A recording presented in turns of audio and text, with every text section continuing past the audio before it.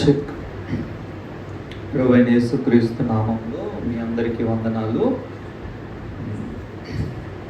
మనము ఏమైనా నమ్మే ఆ చాయిస్ మనకుంది. ఇండివిజువల్గా మనకి ఏం నచ్చితే అది నమ్మే ఆ స్వేచ్ఛ అనేది మనకుంది. అయినప్పటికీ మనం ఏమి నమ్ముతున్నామో దాని యొక్క పర్యవసానాలను మనమే భరించాలి. నువ్వు ఎందుకు ఇది నమ్ముతున్నావని ఎవరు మనల్ని క్వశ్చన్ చేయనప్పటికీ కూడా మనము నమ్ముతున్న దాని యొక్క పర్యవసానాలను మనము అనుభవించవలసి వస్తుంది. అందుకనే క్రైస్తవులుగా మనము ఏ విషయంలోనైనా సరే అభిప్రాయ భేదాలు ఉన్నప్పటికీ కూడా ఆ విషయంలో మనము డిఫర్ అవుతున్నప్పుడు మనకున్న డిఫరెంట్ ఒపీనియన్, నాకున్న వేరొక అభిప్రాయము క్షేమకరమైనదా కాదన్నది నేను చూసుకోవాలి. సో సిద్ధాంతాల్లో అనేక గందరగోళాలు ఉన్నాయి. అయితే ఒక విషయము, దేవుని రాకడ విషయంలో చాలామంది డిఫరెంట్గా టీచ్ చేస్తూ ఉంటారు. ఒక్కొక్కరికి ఒక్కొక్క అభిప్రాయము ఉంది. ప్రతి ఒక్కరూ వాళ్ళు చెబుతున్నదే సత్యమని అంటారు. నేను నమ్మేది ఏంటంటే, నేను నమ్మేదే సత్యము అనేది నేను కూడా అనుకుంటాను. కానీ నేను ఎలా నమ్ముతాను అంటే, ఒకవేళ నేను నమ్మినది అబద్ధమైతే, నేను నమ్మింది బై డిఫాల్ట్, బై మిస్టేక్, నేను ఒక అబద్ధాన్ని సత్యం అనుకుని నమ్మితే అప్పుడు నా పరిస్థితి ఎలా ఉంటుందని వర్స్ట్ కేస్ సినారియో దానిని దృష్టిలో పెట్టుకొని ఒక డాక్టరీని నేను విశ్వసిస్తాను. సో ఈరోజు మత్తయి సువార్త 24వ అధ్యాయము 36వ వచనాన్ని మనము చదువుకుందాము. మత్తయి సువార్త 24వ అధ్యాయము 36వ వచనం. అయితే ఆ దినమును గూర్చియు ఆ గడియను గూర్చియు తండ్రి మాత్రమే ఎరుగును గాని ఏ మనుష్యుడైనను పరలోకమందలి దూతలైనను కుమారుడైనను ఎరుగరు. నోవాహు దినములు ఎలాగుండునో మనుష్య కుమారుని రాకడియును అలాగే ఉంటుంది. సో యేసు ప్రభు వారి రాకడను గూర్చి ఎప్పుడు వస్తుంది అనే ఆ విషయం గురించి యేసు ప్రభు వారు చెప్తున్నారు. ఆ దినం ఎప్పుడు అన్నది ఎవరికీ తెలియదు, నాకు కూడా తెలియదు అని ఆయన చెప్తున్నారు.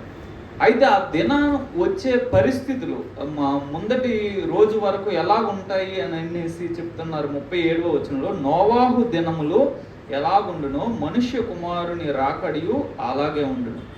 జల ప్రళయమునకు ముందటి దినములలో నోవాహు వాడలోనికి వెళ్ళిన దినము వరకు వారు తినుచు త్రాగుచు పెండ్లు చేసుకొనుచు పెండ్లుకి ఇచ్చుచూ నుండిరి. జల ప్రళయము వచ్చి అందరినీ కొట్టుకొని పోవు వరకు ఎరుగకపోయి అలాగునే మనుష్య కుమారుని రాకడ ఉండును. సో యేసు ప్రభు వారి రాకడ సంభవించే దినానికి ముందు రోజు వరకు కూడా లోకంలో జరిగే క్రియలన్నీ కూడా యాజ్ యూజువల్గా జరుగుతూనే ఉంటాయి. ఇప్పుడు చాలా దేశాల్లో యుద్ధం జరుగుతూ ఉంది. ఫిలిప్పీన్స్లో భూకంపం వచ్చింది, వరదలు, అగ్నిపర్వతాలు పేలుతున్నాయి. కానీ ఎక్కడ జరగాల్సినవి ఎక్కడ ఆగిపోవట్లేదు. పెళ్ళిళ్ళు చేసుకున్నవాడు పెళ్ళిళ్ళు చేసుకుంటున్నారు, ఇల్లులు కట్టే వాళ్ళు ఇల్లులు కడుతున్నారు, ఉద్యోగాలు చేసుకునే వాళ్ళు ఉద్యోగాలు చేసుకుంటున్నారు. యాజ్ యూజువల్గా ఈ లోకం యొక్క నడక అన్నది సాగుతూ ఉంది. అయితే యేసు ప్రభు వారు రాకడ దినము ఏ విధంగా ఉండబోతుంది అనే దానికి, ఆయన ఎప్పుడు రాబోతున్నారు అనే దానికి, ఆయన వచ్చే ఆ ఎగ్జాక్ట్ డేట్ మనకు తెలియదు. కానీ యేసు ప్రభు వారు అంటున్నారు, ఏ దినమున మీ ప్రభు వచ్చినో మీకు తెలియదు కనుక మెలకువగా ఉండుడి. 42వ వచనంలో ఏ డేన్ వస్తారో తెలియదు కాబట్టి మీరు చేయాల్సిందల్లా కూడా మెలకువగా ఉండండి అని చెప్తున్నారు. ఆయన రాకడ దొంగ వలె వస్తుంది అని చెప్తున్న 42వ వచనంలో దినము గురించి అంటున్నారు. తర్వాత 25వ అధ్యాయంలో కూడా 13వ వచనంలో ఆ దినమైనను గడి అయినను మీకు తెలియదు కనుక మెలకువగా ఉండడు. మీరు చేయాల్సిందల్లా మెలకువగా ఉండడం తప్పితే ఆ దినం గురించి, అవర్ గురించి మీకు తెలియదు, దాని గురించి మీరు వరి కాకండి అని. అయితే తెస్సలోనికీయులకు రాసిన పత్రికలో దీనికి కాంట్రాస్ట్గా పౌలు గారు మాట్లాడుతున్నారు.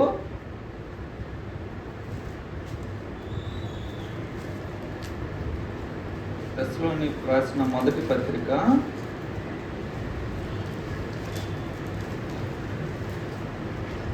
5వ అధ్యాయము మొదటి వచనంలో పౌలు భక్తుడు ఈ విధంగా చెప్తున్నారు. సహోదరులారా, ఆ కాలములను గూర్చి ఆ సమయములను గూర్చి మీకు వ్రాయనక్కర్లేదు. రాత్రి వేళ దొంగ ఎలాగూ వచ్చునో అలాగే ప్రభువు దినము వచ్చునని మీకు బాగుగా తెలియదు. దొంగ ఏ విధంగా వస్తున్నారో దొంగ చెప్పిరాడు, సడన్గా ఇంట్లో పడతాడు. కాబట్టి ఆ విధముగా ప్రభువు రాబోతున్నారు.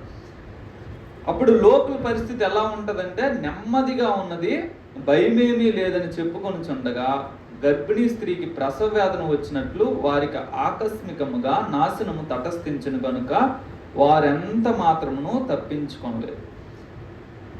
4వ వచనంలో, సహోదరులారా, ఆ దినము దొంగ వలె మీ మీదకి వచ్చుటకు మీరు చీకటిలో ఉన్నవారు కాదు. సో క్రిస్టియన్ మీదకి ఆ దినము దొంగలాగా రాదు. అంటే చూచాయిగా తెలిసినట్టుగా రాబోతుంది. ఎవరైతే వెలుగులో ఉన్నారో వాళ్ళ మీదకి. అందుకే అంటున్నారు 5వ వచనంలో, మీరందరూ వెలుగు సంబంధులు, పగటి సంబంధులై ఉన్నారు. మనం రాత్రి వారము కాదు, చీకటి వారము కాదు. సో ఎవరి మీదకైతే అకస్మాత్తుగా రాబోతుందో ఆ దినము, ప్రభువు రాకడ అకస్మాత్తుగా లోకం మీదకి, చీకట్లో ఉన్న వాళ్ళ మీదకి రాబోతుంది. ఎవరైతే ప్రభువులో ఉన్నారో, ఎవరైతే వెలుగులో ఉన్నారో వాళ్ళకు మాత్రము దొంగ వలె మాత్రం రాదు. అపోస్తలుడైన పౌలు 13వ అధ్యాయం రోమపత్రిక 11వ వచనంలో,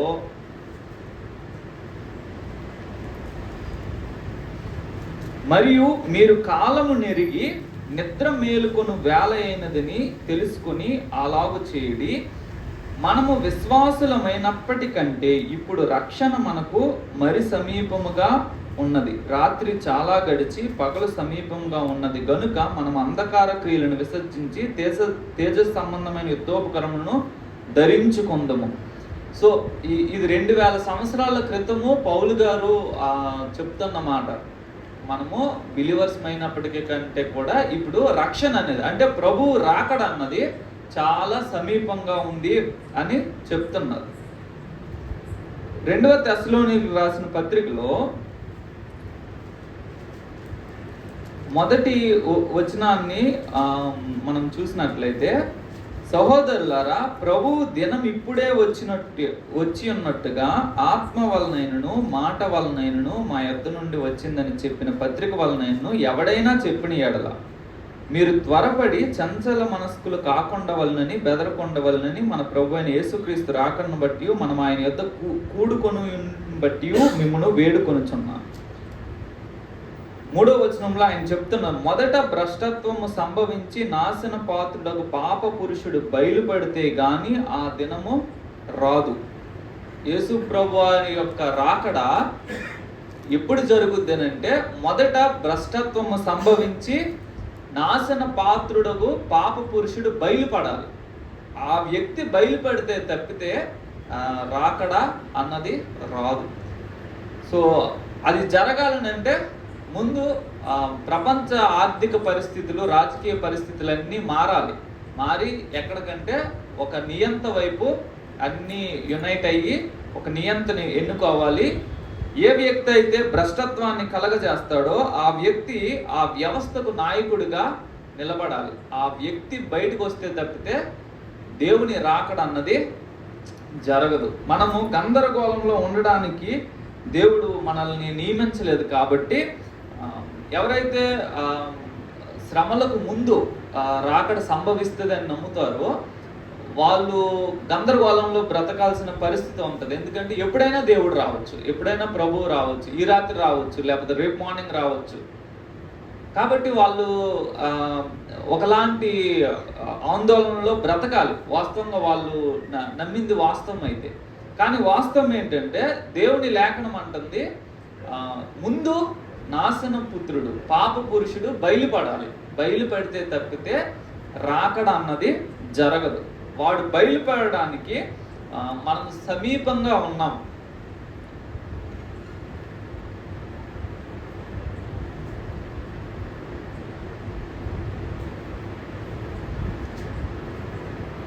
సో యేసు ప్రభు వారు ప్రత్యక్షమైనప్పుడు యేసు ప్రభు వారిని మనము కలుసుకొనబోతున్నాం. 1 యోహాను 3వ అధ్యాయము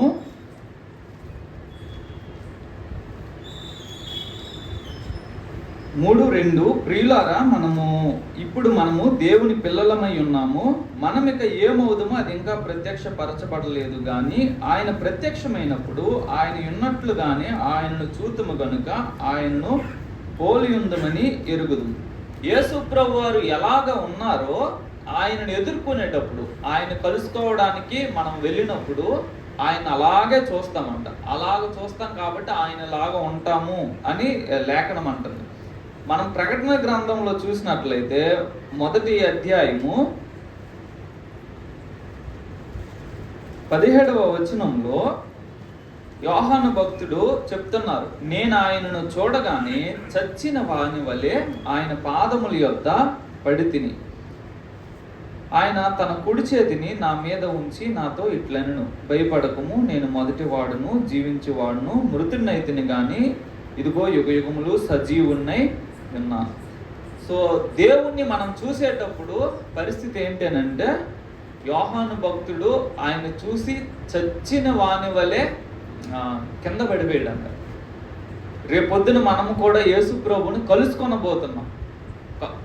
కలుసుకొనబోతున్నాం కాబట్టి ముందు ఆయన ఎదుట నిలబడడానికి మనము శక్తిమంతులమే అవ్వాలి. అందుకనే లూకా సువార్త 21వ అధ్యాయము 34వ వచనంలో ఒక మాట చెప్తున్నారు యేసు ప్రభు వారు, మీ హృదయములు ఒకవేళ తిండి వలనను మత్తు వలనను ఐహిక విచారముల వలనను మందముగా ఉన్నందున ఆ దినము అకస్మాత్తుగా మీ మీదకి ఉరివచ్చినట్టు రాకుండా మీ విషయమై మీరు జాగ్రత్తగా ఉండుడి. ఆ దినము భూమి అందంతటా నివసించు వారందరికీ అకస్మాత్తుగా వచ్చును. కాబట్టి మీరు జరగబోవు వీటి నెలను తప్పించుకొని మనుష్య కుమారుని ఎదుట నిలువబడుటకు శక్తి గలవారగునట్లు ఎల్లప్పుడూ ప్రార్థన చేయుచు మెలకువగా ఉండుడని చెప్పాను. దేవుని కుమారుని ఎదుట నిలబడడానికి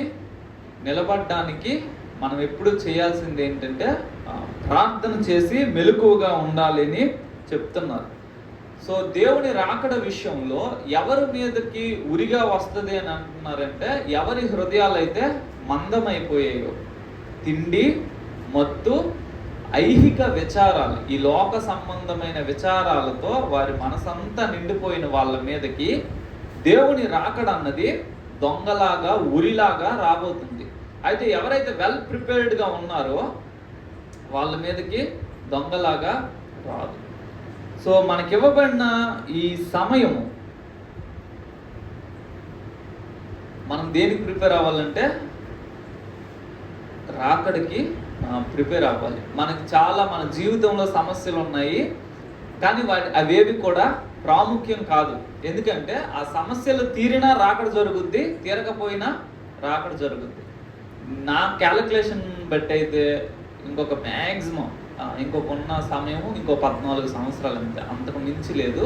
అందులో 7 years మనం తీసేసామని అంటే 7 years maximum time 7 years. 7 years తర్వాత పరిస్థితులన్నీ మారబోతున్నాయి. సో ఉన్న సమయము చాలా కొంచెం కాబట్టి మన జీవితంలో ఉన్న సమస్యల కొరకు మనం పెద్దగా వేదన చెందాల్సిన అవసరము లేదు. ఒకవేళ మనము సమస్యలు తీరడానికి మనం ప్రార్థన చేస్తాము, తీరితే దేవునికి వందనాలు, తీరకపోయినా పెద్ద ప్రాబ్లం కాదు. ఎందుకనంటే ఈ ఏజ్ అన్నది ముగిపడుతుంది, అంతం అన్నది సమీపం అయిపోయింది. కాబట్టి మనకి ఏవి కూడా ప్రాముఖ్యంగా అనిపించకూడదు. నాకు ఉండాల్సిన ప్రాముఖ్యమైన విషయం ఏంటంటే, దేవుని రాకడలో ఆయన ఎదుట నేను నిలబడేటట్లుగా నా ఆత్మీయ జీవితాన్ని నేను బలపరుచుకోవడం తప్పితే మిగతావేవి ప్రాముఖ్యం కాదు. ప్రభా ఈ సమస్య తీర్చు అని ప్రార్థన చేయాలి, కానీ అది తీరినా తీరకపోయినా దేవునితో నడకను ఆపకూడదు, దేవునితో మన ప్రయాణాన్ని ఆపకూడదు, దేవుళ్ళు ఎదగడము ఆపకూడదు. ఎవరైతే ప్రార్థన సమయాలని కేటాయించట్లేదో, పెంచుకోవట్లేదో, లేదంటే దేవునితో సరైన సమయము గడపట్లేదో, వాళ్ళు రేపు పొద్దున దేవుని ఎదుట నిలబడటము అసాధ్యమైపోద్ది, నిలబడలేరు. చూడండి, వెలుగుతూ ఉన్న లైట్ ఏదైనా చీకట్లో అయితే చాలా వెలుగేస్తుంది, కానీ డే టైంలో అదే లైట్ని వెలిగించండి, చాలా తక్కువ వెలుగును ఇస్తుంది. అదే వెలుగు కానీ దానికంటే ప్రకాశవంతమైన దాని ఎదుటికి తీసుకెళ్ళినప్పుడు ఆ వెలుగు సరిపోవట్లే, వెలగనట్లుగా కనిపిస్తుంది. కాబట్టి మనకివ్వబడిన ఈ కాలము ఇంకా చాలా తక్కువ సమయం, మన జీవితాల్లో చాలా సమయము లోకపరమైన విషయాలకి మనం కేటాయించేసాము, చాలా సమయం వృధా అయిపోయింది. ఇప్పుడైనా మనం మేల్కొని దేవుని సంబంధమైన విషయాల మీద మనము దృష్టి సారించి దేవుని సంబంధంగా మనం ఎదగడానికి, మన ఆత్మలో ఎదగడానికి, బలపడడానికి మనం ప్రయత్నం చేయకపోతే దేవుని రాకడలో ఎత్తబడ్డం అన్నది సంభవం అయిపోద్ది. రక్షణ పొందినాము అందరము, కానీ రక్షణ సంపూర్తి అవ్వాలి. అందరూ ఐగుప్తు నుంచి బయలుదేరారు, కానీ కనానులో మాత్రం చేరలేదు. అందరూ రక్షణ పొందారు, బాప్తిస్మం పొందారు, దేవుడు ఇచ్చే ఆహారాన్ని పొందారు, అన్ని బాగానే ఉన్నాయి, కానీ కనానులో మాత్రం that is very dangerous thing. So మనం అందరము మన పాత రోత జీవితాలను విడిచిపెట్టి వచ్చాము, బాగానే ఉంది, కానీ మనం మేల్కొని మన ఆత్మ విషయంలో మనం జాగ్రత్త పడకపోతే, దేవుని రాకడ విషయంలో మనము పురుకొల్పుకొని భక్తి సాధన చేయకపోతే, మనం లైట్గా తీసుకుంటే దేవుడు కూడా మనల్ని లైట్గా తీసుకుంటాడు. చాలా ప్రమాదకరమైన విషయం ఏంటంటే దేనికి చెందకుండా మనం పోతాం. అందుకని మనకి ఇవ్వబడిన ఈ కొంచెం కాలం, ఇంకొక 7 years ఉందనుకోండి మ్యాక్సిమం టైము. 7 years తర్వాత పరిస్థితులు భయంకరంగా క్రిస్టియన్స్కి మారబోతున్నాయి. కాబట్టి ఈ 7 yearsలో నా లైఫ్ని నేను ప్లాన్ చేసుకోవాలి. మినిస్ట్రీ ఇదన్న సెకండరీ.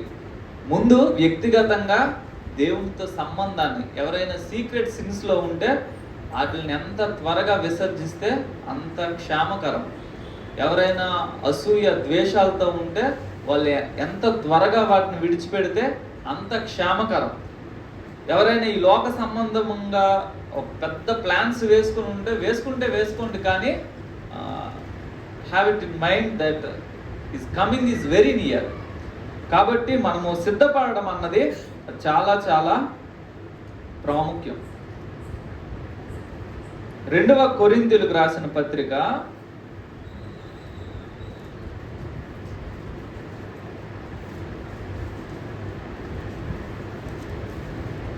3వ అధ్యాయము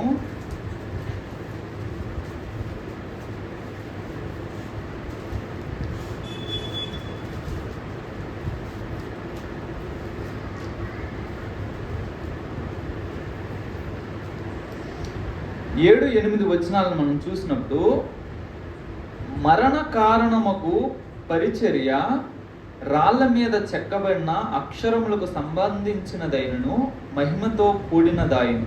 అందుకే మోషే ముఖము మీద ప్రకాశించుచుండిన ఆ మహిమ తగ్గిపోవునదైనను ఇశ్రాయేలీయులు అతని ముఖమును చూడలేకపోయిరి.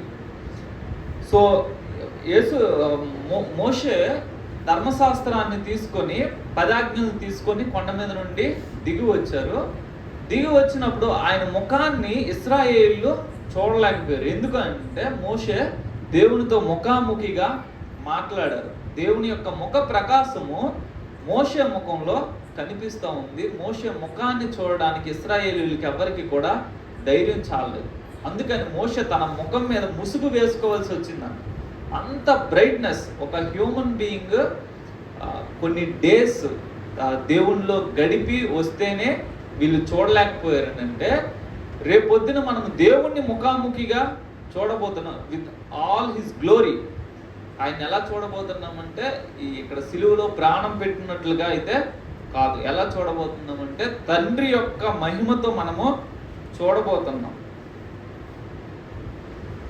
తెస్సలోనికీయులకు రాసిన పత్రిక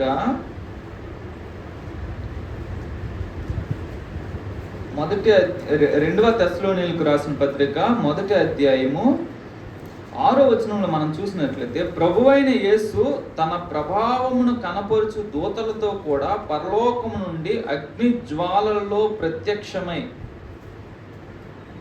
యేసు ప్రభు వారు ఎంత భయానకంగా రాబోతున్నారనంటే, ఆయన్ని చూడడానికి మన స్థాయి సరిపోదు, ఆయన ఎదుర్కోవడానికి మనకు శక్తి సరిపోదు, అంత ప్రభావంతో ఆయన రాబోతున్నారు. కాబట్టి మనం ఏం చేయాలి, ఏం చేస్తే మనము నిలబడగలమనంటే, యేసు ప్రభు వారు చెప్పినట్లుగా ప్రార్థన చెయ్యాలి. ఈ లోక సంబంధమైన విషయాలన్నిటినీ కూడా లైట్గా తీసుకోవాలి. లోకం ఏమనుకుంటారు, వాళ్ళు ఏమనుకుంటారు, వీళ్ళు ఏమనుకుంటారు అన్న దాన్ని మనం ప్రాముఖ్యంగా పెట్టుకోకూడదు. పౌలు భక్తుడు ఇక్కడ ఒక విషయాన్ని చెప్తున్నారు. 2వ కొరింథీ 3వ అధ్యాయంలో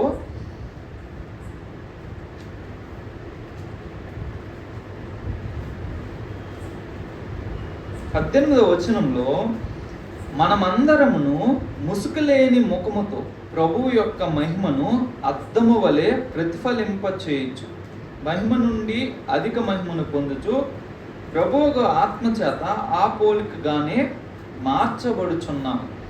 అసలు ఈ భూమి మీద మనం ఎందుకు బ్రతుకుతున్నాము అనడానికి ఈ లేఖనం చెబుతున్న ఒక కారణం ఏంటంటే, నువ్వు బ్రతుకుతున్న కాలంలో మహిమ నుండి అధిక మహిమకు వెళ్తా ఉన్నావు. అక్కడ లేఖనం ఏముంటుంది, అద్దము వలె దేవుని యొక్క మహిమను ప్రతిఫలింప చేస్తున్నావు. మన యొక్క మహిమ అదృశ్య లోకానికి తెలుస్తుంది. అందుకనే ఎవరైతే దేవుడితో ఎక్కువ సహవాసాన్ని కలిగి ఉంటారో వాళ్ళ యొక్క ప్రెజెన్స్లో ఈవిల్ స్పిరిట్స్ వాళ్ళు ప్రేయర్ చేయాల్సిన అవసరం లేదు, వాళ్ళు చేతులు ఉంచాల్సిన అవసరం లేదు. Their presence itself will make them terrible. అవి వణుకుతాయి, పడిపోతూ ఉంటారు. ఎందుకు అని అంటే, బికాజ్ ఆ మ్యాన్ ఆఫ్ గాడ్ అన్న వ్యక్తి దేవుని ఆత్మ చేత నింపబడిన వ్యక్తి, దేవుని ప్రభావము చేత, శక్తి చేత నింపబడిన వ్యక్తి. మామూలుగా అయితే మనం ప్రార్థన చేసినా సరే దెయ్యాలు పెద్దగా ఏమి అది రెస్పాండ్ కావు. ఏడ్చలేరా, నీ జీవితం నాకు తెలుసు అంటే. కాబట్టి ఏంటంటే, దేవునితో మనము గడిపే సమయం ఏం చేస్తుందంటే, మనము దినదినము మనం ప్రేయర్ చేస్తాము. ప్రేయర్ చేసినప్పుడు అవేమి అడిగినవన్నీ దేవుడేమి ఇవ్వడు. కానీ జరిగే పని ఏంటంటే, మహిమ నుండి అధిక మహిమకు వెళ్తూ ఉంటాం. ఒక దినం వస్తుందంట మన జీవితంలో జరిగేది ఏంటంటే, ప్రభువుకు ఆత్మ చేత ఆ పోలికగానే ఏ పోలిక, యేసు ప్రభు వారి యొక్క పోలికలోనికి, ఆయన మహిమలోనికి మనము మార్చబడతాం. అందుకనే ఎందుకు మన ప్రార్థనా సమయాన్ని పెంచుకోవాలి, ఎందుకు మనం వాక్యంతో గడిపే సమయాన్ని పెంచుకోవాలంటే, ఇది నిర్ణయిస్తుంది రేపు మనము దేవుని ఎదుట నిలబడగలమా లేదా అన్నది. దేవునితో ఇక్కడ మన దినంలో కొన్ని గంటలు కూడా మనం గడపకపోతే how can we stand with God? దేవుని ఎదుట ఆయనతో కూడా ఎలా నిలబడగలము? తెస్సలోనికీయులకు రాసిన 2వ పత్రిక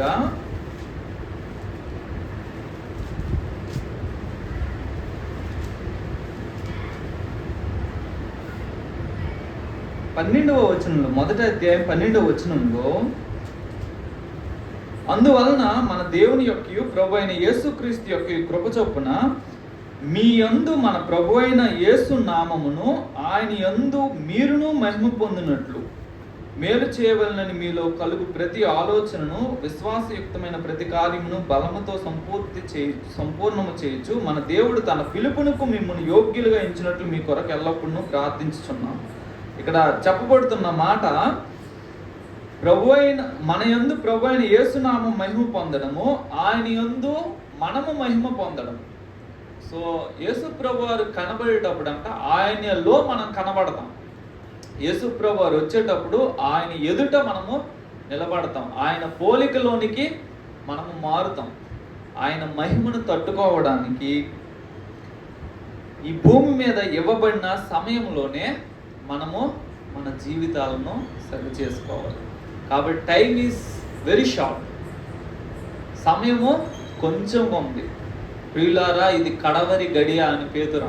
ఇది కడవరి గడియ అని 2000 సంవత్సరాల క్రితం ఆయన ఆ మాట అంటే, మనం ఇప్పుడు సెకండ్స్ లేకపోతే మిల్లీ సెకండ్స్ అనేది మాట్లాడుకోవాలి.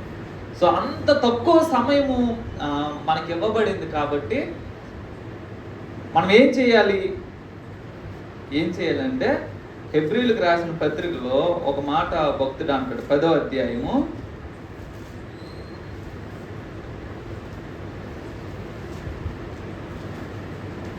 24:25 కొందరు మానుకొనుచున్నట్టుగా సమాజముగా కూడుట మానక ఒకరినొకడు హెచ్చరించుచు ఆ దినము సమీపించుట మీరు చూచిన కొలది మీరు ఎక్కువగా అలాగు చేయొచ్చు.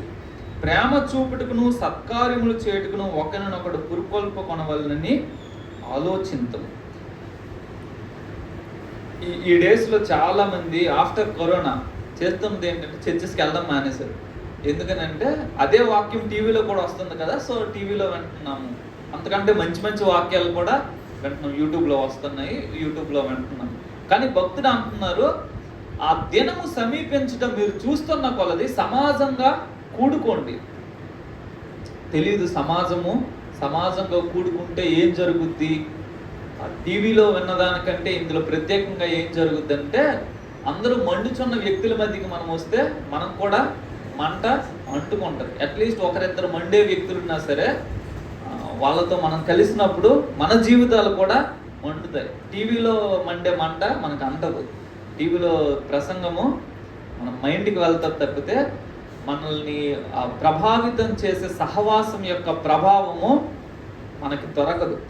కాబట్టి మనం ఏం చేయాలి, ఆ దినము సమీపించుట మనం చూసే కొలది ఈ వార్స్ జరుగుతున్నాయి, లేకపోతే యుద్ధాలు ఇవన్నీ కొన్ని ఆగుతున్నాయి, కొన్ని స్టార్ట్ అవుతున్నాయి. ఇవన్నీ ఇలా గందరగోళం మనకేమర్థం అవుతుందంటే దేవుని రాకడ దగ్గరకు వచ్చేస్తుంది అనేది అర్థమవుతుంది. ఇప్పుడు ఏం చేయాలని అంటే, మనము ప్రార్థన చేయడము గుంపులుగా చిన్న గుంపులు సంఘాలుగా మనం కూడినప్పుడు అట్లీస్ట్ 3-4 పీపుల్.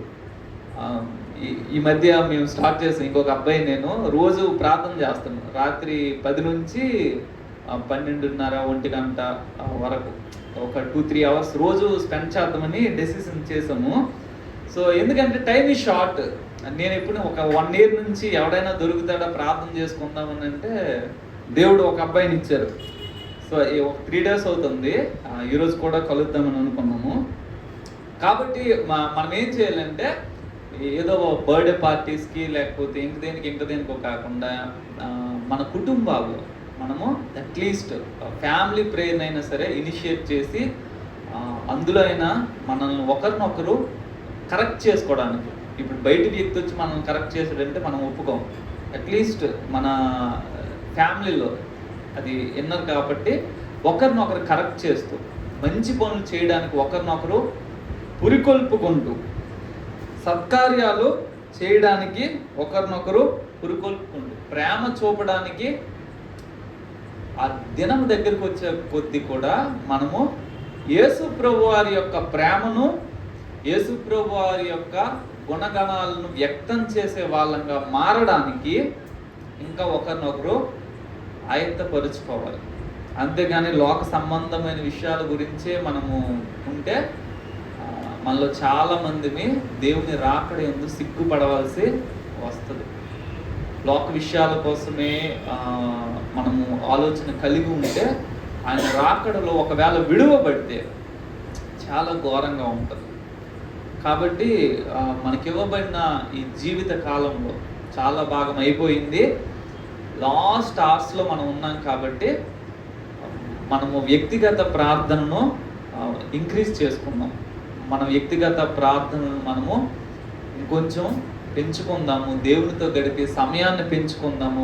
ఏదైనా మనలో దేవునికి ఆయాసకరంగా ఉందేమో స్వపరీక్షను ఎక్కువగా మనల్ని మనము చేసుకుందాం, ఎక్కువగా మనల్ని మనం విమర్శ చేసుకుందాం, ఎక్కువగా దేవునికి ఇష్టం లేని ఏవైనా కార్యాలు ఉన్నాయేమని పరిశీలన చేసుకొని ఎవరైనా ఒకరిద్దరు బిలీవర్స్తో కలిసి మనము ఆ ప్రార్థనలోను, వ్యక్తిగత ప్రార్థనలోను, అలాగే ఇంకొక 2-3 బిలీవర్స్తో కలిసి కుటుంబ ప్రార్థనలు, చిన్న చిన్న గుంపు ప్రార్థనలుగా మనల్ని మనం బలపరుచుకుంటే రేపొద్దున ఇవి ప్రయోజనకరం అవుద్ది.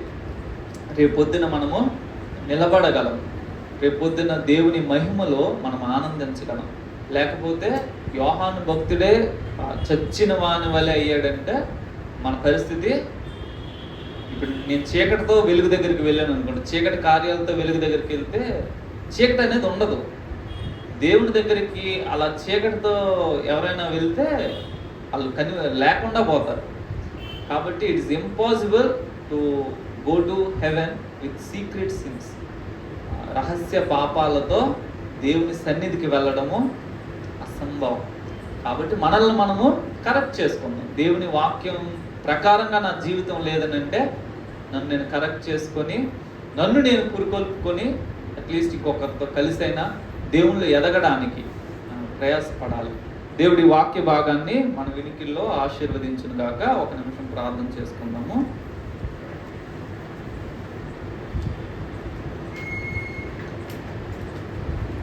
జీవం కలిగిన పరిశుద్ధ తండ్రి, మీకు స్తోత్రాలు చెల్లిస్తున్నాం ప్రభువా.